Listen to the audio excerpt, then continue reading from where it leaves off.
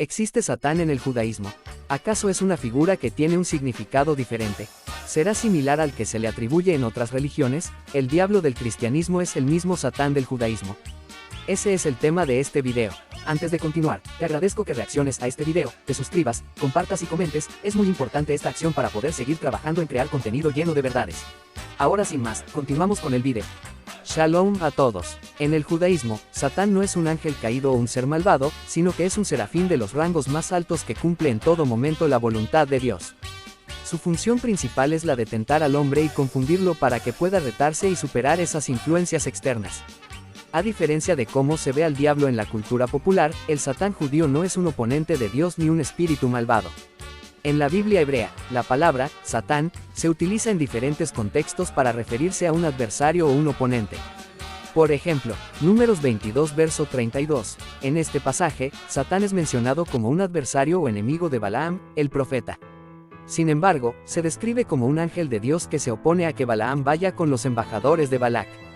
También se utiliza en otros pasajes bíblicos, para referirse a personas que actúan como adversarios o enemigos. Ejemplo de ello, Primera de Samuel 29 verso 4. Aquí, los filisteos temen que David se convierta en su enemigo, hebreo, Satán, si sale a la guerra con ellos. Segunda de Samuel 19 verso 22. David menciona que los hijos de su hermana Sarbia, Joab y Abisai, son sus adversarios, hebreo, Satán, porque quieren matar a Simei, mientras que David ha decidido perdonarlo. Y así hay mayores ejemplos. Aunque la palabra Satán es nombrada muchas veces en la Biblia hebrea, la religión cristiana en sus traducciones siempre tergiversa el uso de esta palabra. Es curioso que solamente en algunas ocasiones la deja en hebreo para querer infundir la idea de que existe un personaje distinto o contrario al mismo Eterno, como el caso de Job y Zacarías. Me enfocaré en este caso a las menciones del cristianismo en lo que ellos llaman Antiguo Testamento y veamos estos casos.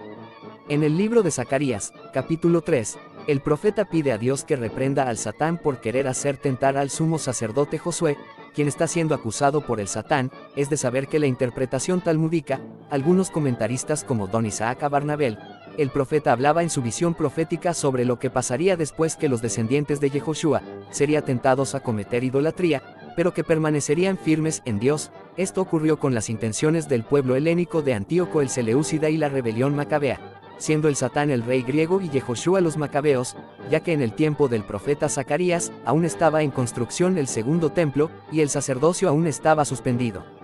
Hay otro caso, donde Satán influencia a hacer cosas malas a Israel, y este es cuando David censa al pueblo. Los cristianos exhiben el pasaje en Primera de Crónicas 21 verso 1 donde las escrituras dicen que Satán influencia a David, pero callan la boca cuando en Segunda de Samuel capítulo 24 verso 1 quien incita al censo haciendo pecar a David es el mismo Eterno.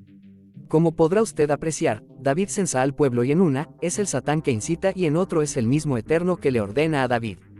Esta supuesta contradicción es un dolor de cabeza para muchos cristianos misioneros, pero en el judaísmo tenemos una explicación muy sencilla sobre esto. Era el mismo Eterno probando a David. No me enfocaré a explicar este suceso, lo importante aquí es que es el mismo Eterno quien prueba a la gente para que la persona se evalúe y vea su capacidad de seguir los mandatos del Eterno mismo.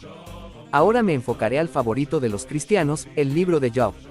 En el libro de Job, tanto los capítulos 1 y 2, se menciona al Satán, pero los cristianos no hacen un estudio a fondo del texto. Si ustedes leen el libro de Job, el Eterno recibe la visita de sus hijos, y entre ellos, contado como sus hijos, está el Satán quien Dios le pregunta cómo ha visto a su siervo Job.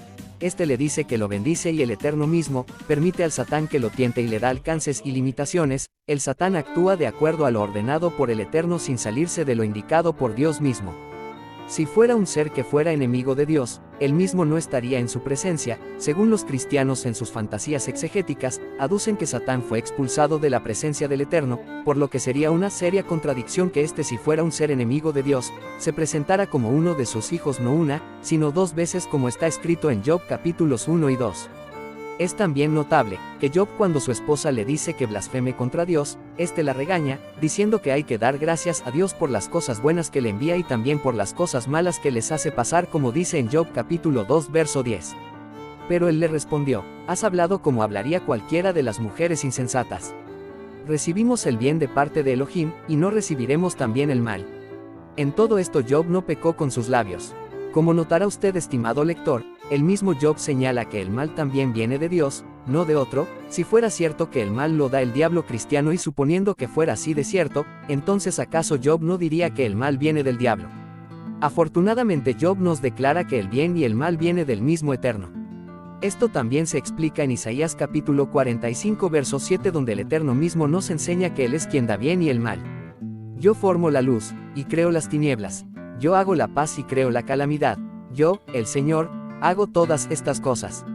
En resumen, en el judaísmo, Satán no es un ser maligno ni un ángel caído, sino un serafín que cumple la voluntad de Dios y cuya función es tentar al hombre para que pueda superar las influencias externas y retarse a sí mismo. No te dejes engañar. El Nuevo Testamento contradice a los escritos de la Torá y por ende, de la Tanaj, que ellos llaman Antiguo Testamento.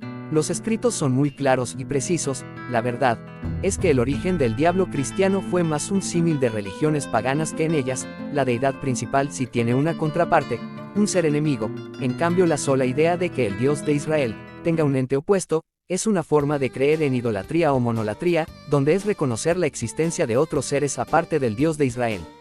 Estamos llegando al final, esperemos que este video te haya sido de provecho. Si lo fue, no olvides comentar, reaccionar y compartir este video. Shalom y a todos muchas bendiciones.